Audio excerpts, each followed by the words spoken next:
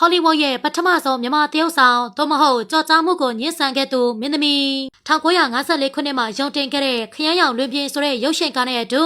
အာရှကမျက်နှာသစ်တရုတ်ဆောင်မင်းသမီးတယောက်ရဲ့ကြော်ကြားမှုကလည်းတရှိန်ထိုးမြင့်လာခဲ့ပါတယ်။ကမ္ဘာသစ်တရုတ်ဆောင်ဖြစ်လာပြီးနောက်ထပ်ဇာတ်ကားတွေအတွက်ကလန့်မှုတွေရှိလာခဲ့ပေမဲ့ဒီမျိုးသမီးလေးကတော့တရုတ်ဆောင်လောကကိုအနိုင်နဲ့ပဲပိုင်းဖို့ဆုံးဖြတ်ခဲ့တာပါ။ဒီလိုဆုံးဖြတ်ရတဲ့အကြောင်းရင်းကလည်းဟောလီဝုဒ်ရဲ့အလေးထားတွေဟာမြန်မာယဉ်ကျေးမှုနဲ့ဖီလာဆန့်ကျင်နေလို့ပဲဖြစ်ပါတယ်။အခုပြောနေတဲ့အကြောင်းအရာလေးကတော့ဟောလီဝုဒ်မှာပထမဆုံးတရုတ်ဆောင်ဖြစ်ခဲ့သူမင်းသမီးဝင်းမြင့်တန်းရဲ့အကြောင်းပဲဖြစ်ပါတယ်။ခေတ်စကားနဲ့ပြောရရင်တော့တကားနဲ့ပေါက်သွားခဲ့တဲ့မင်းသမီးပဲဖြစ်ပါတယ်။ဩစတြေးလျမြန်မာကဗျာဖြစ်တဲ့ဝင်းမင်းတန်းကို1932ခုနှစ်နိုဝင်ဘာလအတွင်းပဲခူးမြို့မှာမွေးဖွားခဲ့တာပါ။ငယ်နာမည်ကဝင်းဝင်းမြင့်ဖြစ်ပြီးဘိုးနာမည်ကတော့ဟဲလကာဂျွန်ဆင်လို့မှဲ့ထားပါတယ်။မြန်မာနိုင်ငံကိုဂျပန်တွေဝင်လာတဲ့အချိန်မှာတော့ဖခင်ဖြစ်သူဩစတြေးလျသားအတွက်အန္တရာယ်ဖြစ်လာခဲ့တာပါ။အဲဒါကြောင့်မိသားစုလိုက်အိန္ဒိယကိုထွက်ပြေးခဲ့ပါတယ်။အသက်14နှစ်အထိခရစ်ယာန်သီလရှင်ကျောင်းမှာပညာသင်ခဲ့တဲ့ဝင်းမင်းတန်းတယောက်အင်္ဂလိပ်စကားကိုလည်းကျွမ်းကျင်ချင်ပြောတတ်ခဲ့တာပါ။အဲဒီနောက်မှာအိန္ဒိယပြည်ဒါချီလင်ကျောင်းမှာပညာဆက်သင်ပါတယ်။အနုပညာပိုလီပါလာတဲ့အတွက်အင်္ဂလန်မှာရှိတဲ့ရွန်ဘာဘယ်လီကျောင်းမှာအကသင်ခဲ့ပါသေးတယ်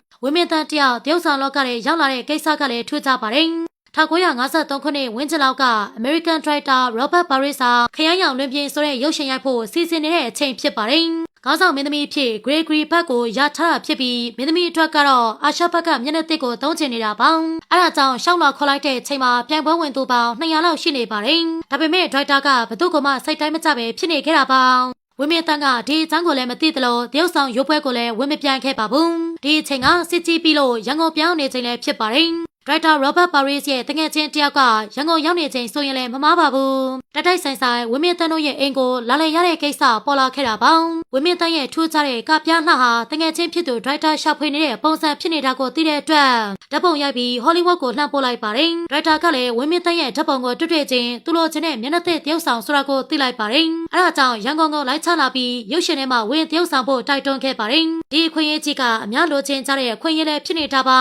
။နုပညာပိုးလေးကလည်းပါနေတဲ့အတွက်ဝင်းမင်းတန်းလည်းဒီကဏ္ဍမှုကိုလက်ခံခဲ့ပါတယ်။ခရမ်းရောင်လွင်ပြင်ဇာတ်ကားထဲမှာဝင်းမင်းတန်းကကျောင်းဆရာမလေးအန်နာဖြစ်တရုတ်ဆောင်ရပါတယ်။ဒီဇာတ်ကားနဲ့ဒုဝင်းမင်းတန်းကိုလည်းကဘာကသိလာခဲ့တာပါ။အဲ့ဒီအတွက်နောက်ထပ်ကဏ္ဍမှုတွေလည်းရှိလာခဲ့ပါတယ်။ဒါပေမဲ့ဟောလီဝုဒ်ရဲ့တရုတ်ဆောင်လောကကဝင်းမင်းတန်းရဲ့ခံယူချက်နဲ့ဆိုရင်တိတ်ပြီးမအပ်ဆက်ပါဘူး။ခရမ်းရောင်လွင်ပြင်ဇာတ်ကားမှာဆိုရင်မလုံးတလုံးရေးချိုးရတဲ့အဖော်ချုပ်ခန်းလေးတွေလည်းပါနေခဲ့တာပါ။ဝင်းမင်းတန်းကဒီခန်းတွေကိုမရိုက်ကူးနိုင်ကြောင်းပြောလို့ဇက်ညွန့်ကိုတော့ပြန်ပေးခဲ့ပါသေးတယ်။ဒါပေမဲ့ဟောလီဝုဒ်ရဲ့ထုံးစံမပြအောင်အနေချင်းတော့ရိုက်ပေးခဲ့ရတာပါဒီခေတ်မျက်စိနဲ့ဆိုရင်တော့စောက်ဖွဲ့စရာကိစ္စတော့မဟုတ်ပါဘူးဒီလိုဆင်ခြင်နေခဲ့တာတော့ပြည်တွင်းသတင်းစာတစ်စောင်းမှာဝင်းမင်းတန်းကိုအပြာရောင်မဲဆိုပြီးစောင့်ချိတ်ရေးသားခဲ့လို့တရားစွဲခဲ့ရတဲ့ကိစ္စတွေလည်းဖြစ်ခဲ့ပါသေးတယ်နောက်ပိုင်းကျမှနှစ်ဖက်ညှိနှိုင်းပြီးအမှုကိုရုပ်သိမ်းခဲ့ရတာဖြစ်ကြောင်းဝေမျှလိုက်ရင်းနဲ့ဗီဒီယိုလေးကိုနီကွန်ချလိုက်ပါတယ်အားလုံးကိုကျေးဇူးတင်ပါတယ်ဆက်လက်ပြီးခုလိုဘုဒ္ဓတရောက်ဖွယ်ရာဖြစ်ရမှန်သမိုင်းကြောင်းတွေကိုတင်ဆက်ပေးမှာဖြစ်တဲ့အတွက်ကျမတို့ရဲ့ page ကို like and follow လေးလုပ်ခဲ့ကြပါဦးနော်နေ့အတိုင်းအတွက်ပျော်ရွှင်ပါစေ